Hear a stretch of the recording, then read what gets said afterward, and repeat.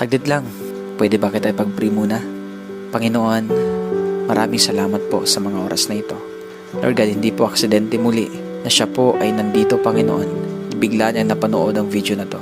Lord, I pray in the name of Jesus na anuman ang gumugulo sa taong ito, Panginoon, anumang ginagawa ng kaaway sa kanyang buhay, sa pamamagitan, Lord, ng mga problema, sa pamamagitan ng mga pagsubok, mga sitwasyon na matitindi sa kanyang buhay. Dalangin ko ngayon, Panginoon, bigyan mo siya, Panginoon o God, na lakas na nanggagaling sa iyo.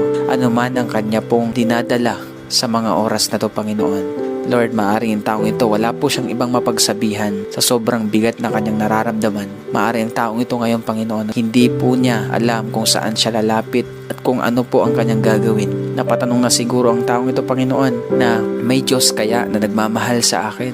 May Diyos kaya na nakakaalam ng sitwasyon ko? Pero Lord, hayaan niyo po, Panginoon, patunayan mo po sa taong ito